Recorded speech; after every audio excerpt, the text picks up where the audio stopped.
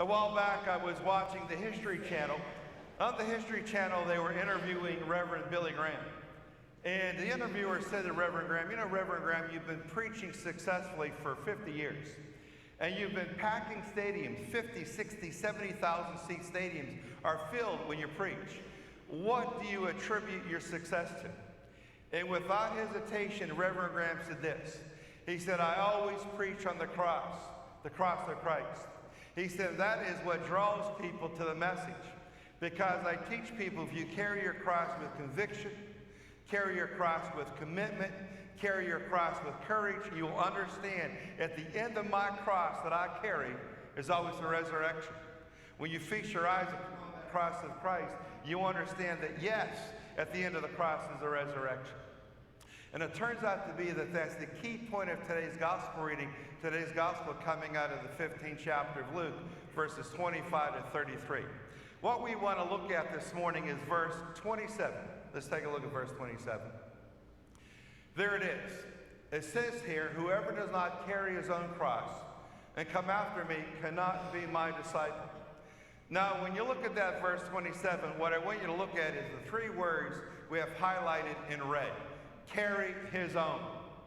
We have to understand what those three words mean and what Jesus Christ is talking about. Because it turns out to be, in verse 27, 15th chapter of Luke, this is essential, carry his own. Now, this isn't English class, but we're going to make an English class for just a couple seconds. The word own, the third word that's highlighted in red, that's an adjective.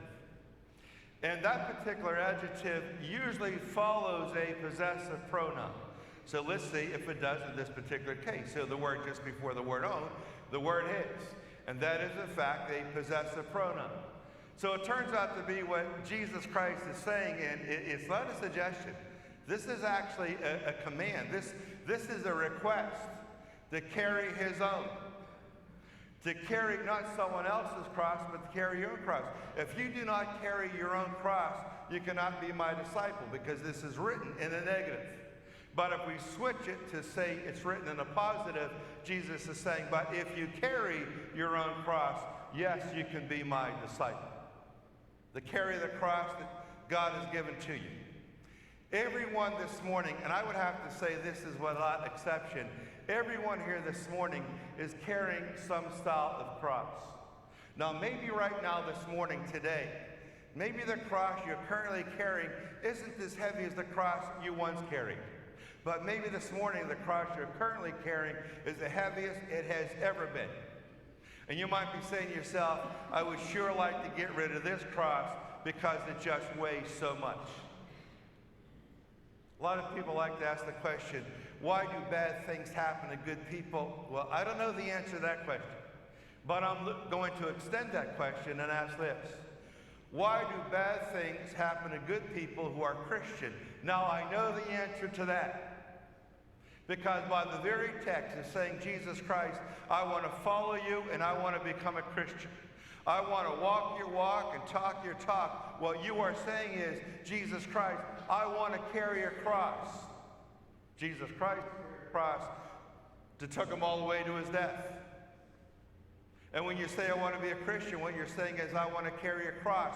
I want to carry the cross that you believe I need to carry in my life.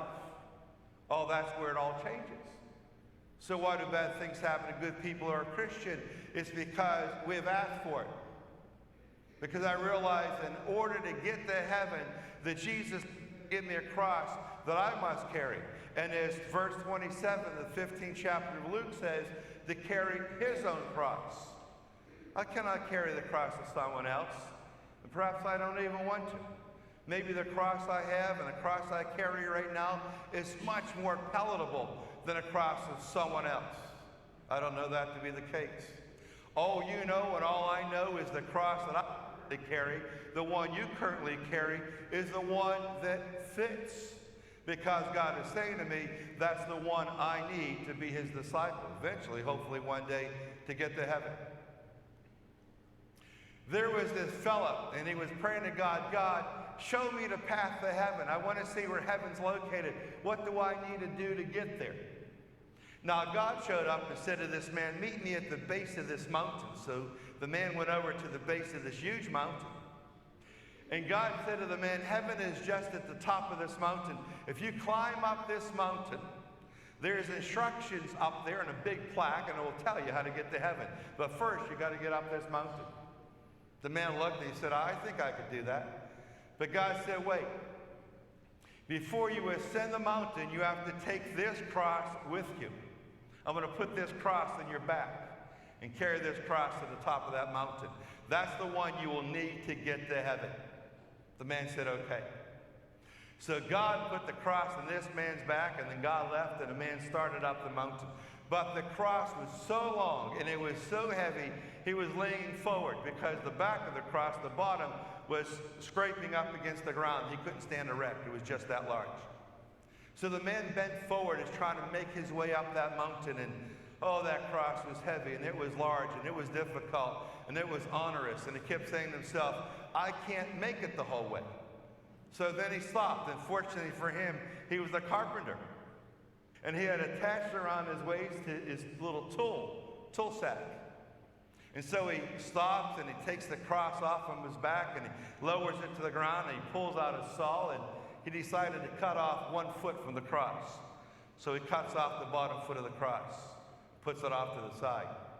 He puts his saw back in a toolbox and puts that cross back on his shoulders, and he starts back up the mountain. Now the cross right now is much shorter by a foot and much lighter, and he's making a really good time up that mountain. He's getting excited. But the more he carries that cross, the heavier it is getting. He's about halfway up the mountain. He just can't go anymore. He's just so heavy. He's burdened by that cross. So he thought to himself, well, I'll just do what I did before. So he stopped and took the cross off of his back and lowered it down and took out his saw and sawed off another foot of that cross, put it off to the side. He put his cross on his back and started back up that mountain, and now the cross is so much easier to carry. It's so much shorter, weighs so much lighter. So he's making his way up the mountain. He's about 300 feet from the very top, and he's been carrying that cross for so long, it starts to get heavier and heavier, and he just can't make it. He's starting to tire. He's getting exhausted, looking at the top and realizing, I probably can't make the top with this particular cross the way it is. So he stops. He takes the cross off his back. He cuts off another foot off that cross. He puts it back on his back. And then he starts for the top of the mountain. And he's making really good time. He's got some really good speed. The cross is so much shorter, so much lighter. He makes it to the top of the mountain. When he gets to the top, he's standing at the side of what looks to be the Grand Canyon, but the other side is only 6 feet away. And there's a sign that says heaven on the other side of that chasm. And the plaque says all you need to do is to lower your cross and allow one end to touch your side, the other end will touch the side of heaven. It'll form a bridge, and walk over to the other side, and then you'll be in heaven. So the man lowered his cross, and it fit on this side, but he looked and it didn't reach the other side. And he's praying to God, God, I can't make it to heaven. What's wrong with my cross? And God said, because the cross you now have isn't the one I gave you. You cut it 3 times. It's not 3 feet short to get to heaven. You can't make it. You see, for all of us this morning, and life is a challenge. Because life offers so many challenges. Life offers so much tragedy in a person's personal life. When you deal with loss of a loved one, or loss of your physical health and your physical structure. When you're dealing with struggles for health reasons for a family member, or even health reasons for yourself, you begin to realize that with this cross that God gave me, did he make a mistake? Is the cross that he wants me to carry, is it too big? Is it too heavy?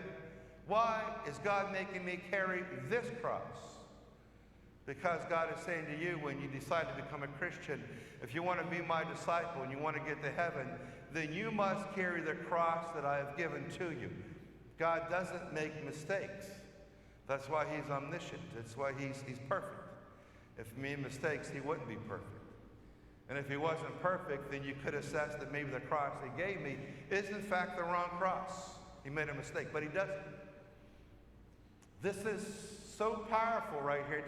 I want you to take another look at it. 15th chapter of Luke, verse 27, especially, well, the whole verse is important, but I think it's predicated on those three words we have highlighted and read. Whoever does not, and there it is, carry his own cross, cannot be my disciple. That's a challenge for all of us this morning. Whatever cross you have, and perhaps it's weighing heavily upon you, perhaps it is just so big and so difficult to carry. You have to carry it, as Reverend Graham said in the interview when he was asked, what makes so many people come to hear you preach? And he said, I always preach on the cross, because if you could get a person to carry their cross with courage, conviction, and commitment, they'll then understand that the cross that they carry is the one that will get them to heaven. What a powerful verse. If you are struggling this morning, that probably means you've been struggling for some time with the cross you're not carrying. Hold on to this verse right here and know what Jesus says. Carry his own cross and come after me. That's what you need to do to be my disciple.